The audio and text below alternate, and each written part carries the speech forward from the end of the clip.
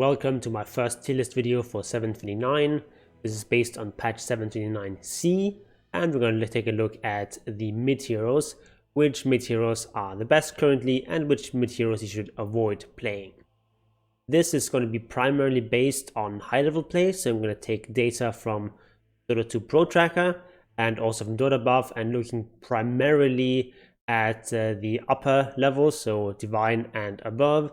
But I'm not going to be looking at professional Dota, so it's not about competitive games, but about pub play. And this is a fairly data-driven video. I'm mostly looking at win rates, at pick rates. So the heroes in the higher tiers are heroes that have high win rates and high pick rates. Without further ado, let's jump right into the list. Starting with the S tier. The only hero in S tier right now is Broodmother. She's just incredibly powerful. You see her win rate 58.3% here in Dota Plus at a pretty average pick rate. This is a very powerful hero. You can play her both in the mid lane and the off lane. Both are completely fine. This hero, her laning stage is not as good as it used to be. So before level 6, you have lost sustain thanks to insatiable hunger and the regen you get from your webs. But you're not really killing people, you're not really farming super fast. But then once you're level 6, you're actually much stronger than the old Broodmother used to be, because this new spawn spiderlings does 300 damage level 1, and you get 4 spiders. So level 1 spawn spiderlings now is quite a bit stronger than the old level 4 spawn spiderlings. So once you're 6, you farm incredibly fast, you have a lot of kill potential. Also thanks to Silk and Bowler, which is a slow and also amplifies damage of your spiderlings. So this hero is incredibly deadly once she hits level 6, and that is what makes her so strong. In terms of item builds in the mid lane, I would probably go for an Orchid as a first major item. You no longer really want to go for the Diffu Blade, because this hero is even more mana intensive than she used to be, because you no longer have a passive, you can have this extra active here. And you already have a slow here in Silk and Bowler, so the slow from Diffu is no longer as useful. So Orchid, I think, is the way to go if you're in the mid lane. I just recently made a Broodmother offlane video where I recommended going for more the aura items, so Guardian Greaves and Pipe. I think even if in the mid lane, Pipe is still very powerful, because usually magic damage is what kills your spiders. Most AoE damage is magic damage. So in a lot of games, Pipe is actually really strong item to buy after your Orchid. And also another strong item you can go for is E-Blade. It's kind of a hybrid magic and physical damage item, because they actually do a lot of magic damage as Broodmother. So spawn spiderlings does quite a bit of damage. It's 300 damage, getting up to 440, and then you also have this level 10 talent with plus 80 damage. And this also has some magic damage. So I think E-Blade can be quite powerful. Also, of course, it's a lot of agility, so it's a nice right-click item as well. And after that, maybe something like an AC might be nice. And there's a lot of options to go for. Because the Aghanims nerfed a bit, it's no longer unlocks unlimited movement speed. So I would say stay away from the Aghanims for the most part, and just go for other items. Now, onto the A tier. These are heroes that are very powerful, but not quite making it up to S tier. First, we have Visage, hero that for some reason that I can't quite explain keeps getting buffed, even though I think it's already really strong. So this is a very powerful mid laner, also works perfectly well in pretty much any other role as well. You have a very fast farming once you hit level 6 with your familiars and with that Grave Chill. Also a very nice buff that they changed the level 10 talent. Minus 3 second Grave Chill cooldown is very powerful. Gives you very high uptime on Grave Chill. With the talent you have a 6 second duration and a 7 second cooldown, so it's almost always up. And just allows you to move around the map very fast, have a lot of attack speed. So this hero is quite powerful and very versatile, can go a lot of different items. So I think this is definitely a very strong hero to pick up, and also a hero that's probably not going to get nerfed anytime soon, because for some reason Iceberg is sleeping on this hero being overpowered. So I think it's actually an excellent time to learn Visage. Okay, so then we have Invoker. I actually prepared this tier list just before 727C came out, and in that list I actually had Invoker as a second S tier hero, but now that he's been nerfed a little bit, I think he's just an A tier, but he's still very powerful. The nerf doesn't hit him all that hard, he's still very powerful, very strong team fights, and solid laning. This hero doesn't have any glaring weaknesses right now, so this is a very, very powerful hero. And then we have Meepo, who actually benefited a lot from the 729 changes, especially the fact that they reduced his collision size. This is a treatment that lots of other heroes have already gotten that rely on lots of summons or illusions. So if you look at heroes like Lycan or Naga or Phantom Lancer, they are all smaller collision size, so they don't get blocked as much. But Meepo used to be the same as other heroes as well, but now he's smaller, so this means that it's much easier now to surround them with Meepo clones and actually get those clones in there and attacking people rather than just bumping into each other. So this is a pretty big buff to Meepo, and now it's very solid, high win rate hero. He's of course still a bit cheesy, so Winter Wyvern, for example, one of the most potent counters to Meepo, is also one of the strongest supports in the patch, so that's something you have to keep in mind, but overall this hero is very powerful. Then we have Necro, who used to be a very substandard hero, but he's gotten some nice buffs, and he's just very, very solid and powerful right now. Can be played either in the off lane or in the mid lane, and he's just pretty solid and a strong laner and a strong team fighter. Then we have Razor, who's a very powerful laner, lane dominator, and high tempo hero that has a pretty high win rate and is a pretty solid hero, and especially in particular kinds of matchups, he's very strong. So it's also a hero that can be played in any core role. You can play him off lane, you can play him safe lane, you can play him mid, it's all fine. And it's just important to get a good matchup for him. So especially if you're in a sort of more organized setting, or a setting where people are fine with swapping roles, this is a really good pickup, and they can put him into whatever lane he works best in. TA, also very solid mid laner. Kind of matchup dependent. Certain heroes give a lot of trouble in other matchups. She's doing really well, but there's enough good matchups here to put Tia here in A tier.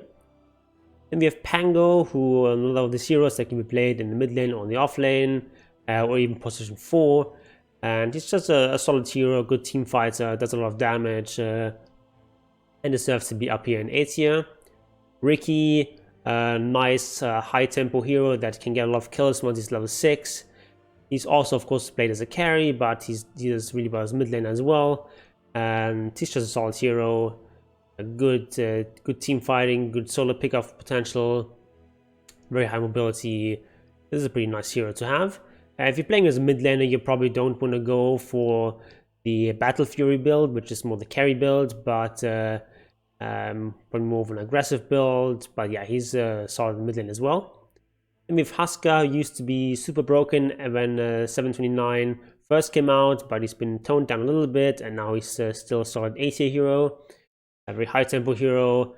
You need to be able to end games quickly with this guy, but he's quite powerful, and he's gotten less cheesy than he used to be. So if you like a good Husker player, you can pick him in a lot of games. It's not like a last pick cheese kind of hero anymore. Then we have Lina, who got some nice solid buffs. She's always been a really strong laner, and yeah, she's just very solid. There's not really any bad matchups that this hero has, so this is a perfectly stable and strong mid laner. The Wind Ranger, kind of a similar deal, similar to Lina. She's sort of a kind of high tempo hero that can be a bit fragile if she gets jumped, but she's very powerful, can get some nice pickoffs and solo kills, and has decent farming as well, and sort of decent amount of scaling for mid laner. She's pretty solid. And with Tiny, a very high tempo mid laner that can sort of roam around the map and get kills once he has a blink dagger, and he's sort of playmaker, a very aggressive hero, and he doesn't scale as well as some of these other mid laners, but especially if you have a solid scaling carry, this is fine. You have Puck, who Used to be like a S tier mid lane hero, has gotten a bunch of nerfs, a bunch of smaller nerfs, but he's still very solid. Pretty flexible as far as item build goes. And yeah, he still makes it up to A tier despite the nerfs. Then further down here in B tier, we have the heroes that are sort of balanced, not too strong, not too weak. If you like playing these heroes, you can keep playing them. But if you want to pick up a new hero, probably choose one here from S tier or A tier. But if you're already having a lot of success with some of these heroes, just keep playing them, they're still fine. We have Batrider, another similar to Tiny, high tempo hero. He used to be a really strong farmer, but then they nerfed the sticky napalm on creep, so now he's back to being an average farmer and more of an aggressive tempo hero. Just the opposite of Medusa, who's of course one of the ultimate carry heroes, and Medusa can be played in the safe lane as well, but I think she just fits in mid lane a little bit better. And if you have Medusa in the mid lane, then of course you want to have a carry that's a bit more high tempo and aggressive, because she's really like a carry that's playing in the mid lane. We have Queen of Pain, who used to be very mediocre, but got some decent buffs recently, which puts her back up here in B tier. She's a high tempo hero, but generally speaking, you want these high tempo action heroes, I would recommend like one of these guys instead. But she's still solid. Magnus, a strong team fighting hero. He got some int buffs recently, which is nice. And it's a nice hero that can buff up your carry as well. And as a mid lane, of course, you want to be a bit greedier. You don't want to rush a blink deck or anything silly like that. You want to farm for yourself and get some nice items and help you win team fights. Storm Spirit, very mobile hero, obviously. Very strong laner against most melee heroes. Against ranged heroes, you often tend to struggle a bit more. It's a bit matchup dependent how your lane is going to go. But this is a pretty solid hero. And yeah, if you enjoy playing Storm, you can keep playing him. Morphling was nerfed a little bit, but he's still pretty decent. It's another one of those heroes that are more like carry-like, similar to Dusa. Not quite as greedy as Dusa, but more of a carry from the mid lane kind of hero. If it's a good Morphling game, he's still gonna do fine, and this hero, so it depends a bit on the matchups and who you're playing against and whether it's a good Morphling game. Then we have Lone Druid, one of my favorite heroes, my most played hero in fact. He's okay. There's nothing special about Lone Druid, but if you like Lone Druid, you can keep playing him. But as for myself, I much prefer Visage, who's just a lot stronger in most cases. But Lone Druid is in okay state, but if you want to learn this hero, probably hold off on it and sort of wait for it to get a few more buffs, which is, I think, likely. Blinks, another one of those mid-tier heroes. He's fine, nothing special about him. Pugna is a very strong laner and can be very annoying in particular matchups. Like, for example, if you're playing Necro, you're really weak against Pugna because of his ward and also because you don't have any good ways of interrupting his very low cooldown ultimate. Then we have Ember Spirit, another one of the spirit heroes, and he's not that great, but he's okay. If it's a good Ember Spirit game, go for Ember Spirit. Leshrac is kind of in the middle of the pack. He's one of those heroes that you pick if you need a lot of AoE damage from the mid lane, like if you're playing lots of illusion heroes and your carry doesn't have enough AoE, then you might want to last pick a Leshrac for that reason. But in most games, I think it's not that great. Then we have Arc Warden, another one of those carry heroes from the mid lane. He's okay, but the problem is once people jump onto him, if there's a lot of jump in the enemy team, he can be very vulnerable. Skyrath, kind of a cheesy mid hero, but if it's a good matchup for him, he can play a nice high tempo game and get lots of kills. But of course, you're not going to scale all that well. Dawnbreaker used to be really overpowered, but then they nerfed her, and now she's kind of balanced. So she's down here. Viper, strong lane dominator, but I feel like it doesn't scale quite as well. And it just seems like he doesn't win all that much. You know, win rate is 49%, that's okay, but nothing great. I think it's just like slightly below the curve, which is why he's at the bottom of B tier here. On to C tier. These are the heroes that are not that strong right now. If you really like these heroes and you're comfortable with them and it's a good game for that particular hero, then go ahead and pick them. But these are definitely heroes I would not recommend you learn right now, because it's just not that strong. Death Prophet was quite overpowered last patch and she got nerfed down to size, and now she's kind of meh. Timbersaw, probably stronger in the offlane, but if it's a really good Timbersaw game, go ahead and pick him in the mid lane as well. Tinker, it's very situational. There's some games where Tinker is really great, other games where it's not that great. It's sort of a very high impact hero, so it's a hero that often you see Smurfs playing quite successfully, because you can carry games on your own, but you can also throw games on your own.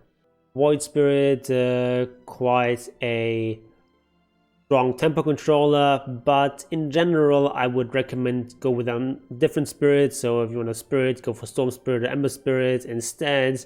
I think Void Spirit is a bit overshadowed by especially Ember Spirit and some of the other tempo controllers like Wind Ranger or Tiny. Mars I think works better as an offlaner. You can play him as a mid laner, I don't like it that much. Lycan got some nice buffs after the removal of Necroborg, but I don't think it's quite enough. And in any case, I think he actually works a bit better in the side lanes right now. So I would wait for this hero to get like another buff or two before I really pick him up again. Kunkka got some buffs, but I don't think it's quite enough. His win is still rather mediocre. Mirana doesn't really fit into the mid lane role too well. She's really good as a position 4. As a mid laner, just kind of meh. Silencer, this hero in general I don't think is all that strong, but he can work in particular games as a mid laner. Of course, he has a good amount of damage output and of course provides a lot of utility with that ultimate and so on. But it's a hero that tends to need too many items to really work properly as a core, because like you want some attack speed, you want some int, but you also like need defensive items like BKB and so on. You need some mobility, so you probably need like a full staff or Hurricane Pike, and there's just so many things to itemize for that it can be quite problematic. Io can definitely work as a core, but core Io of course was nerfed after dominating the last major.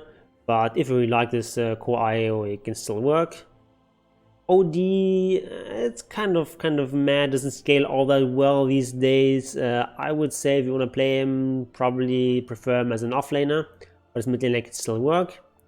Beastmaster used to be one of the meta mid heroes in early 729, but now that the Aghanim's has been nerfed a lot, the mid Beastmaster is kind of out of the meta. I think if you want to play Beastmaster, probably just play him as an offlaner and go for more the Beast build, and maybe put like 2 points in the aura and then get some access, because access is still quite strong even without Aghanims. So I think this hero is still decent, but not so much as a mid laner. Bristleback, very situational in certain kinds of matchups. He's great, but most of the time probably better in the side lanes. Monkey King, similar situation, play him in the side lanes. In the mid lane, it's very situational. If you have like a good matchup, it can be really powerful, like you have some sort of slow melee hero in the mid lane, then Monkey King is going to be great, but most of the time it's not going to work out too well there. Dragon Knight is just kind of meh, kind of bland and boring and doesn't do all that much. Also think he's actually slightly stronger as an offlaner, but yeah, this hero probably needs a little bit more buffs before he's really viable as a mid laner again. And Shadow Fiend is of course one of the most popular heroes in the mid lane, but I just don't think he's all that strong. He's fall off really a lot, especially if you get killed a couple of times, you just gonna have a bad time. So I would recommend against playing Shadow Fiend most of the time. And now for the D tier. These are heroes that you just should not pick, but I would like to remind you that this list is primarily based on high level players. If you look at Zeus, his win rate in Divine is 45%, which is awful, and in Dota 2 Pro Tracker it's even lower. But if you look at some of the lower tiers here, he's actually fine. The reason for that is that Zeus tends to be just a fairly straightforward hero, but once you start playing against people who really know how to jump you and know how to initiate, then Zeus becomes a liability.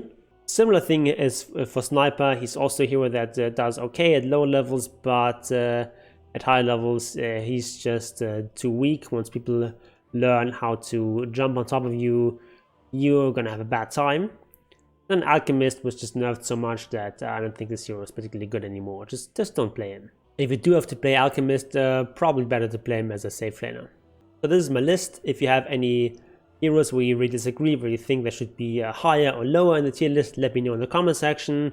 And also, of course, subscribe to this channel if you haven't already for more content on Dota 2, especially focused around these Zoo and micro heroes. And before you go, click on the video on the screen, and always willing, I'll see you there.